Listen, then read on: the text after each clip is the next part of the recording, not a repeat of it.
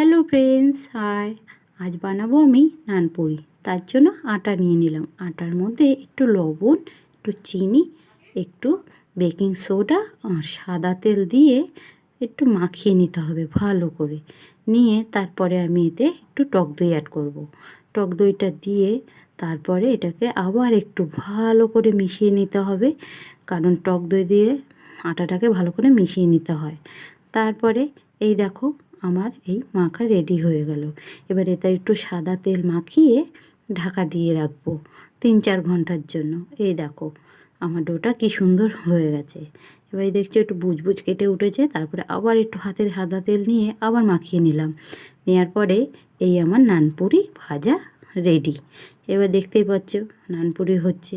এই যে কতগুলো ভাজা হয়েও গেছে, আর ভাজাটা এত সুন্দর নরম হয়েছে। আর নানপুরির সাথে তো চানা মশলা লাগবে, তার জন্য আমার সব কিছুই রেডি আছে।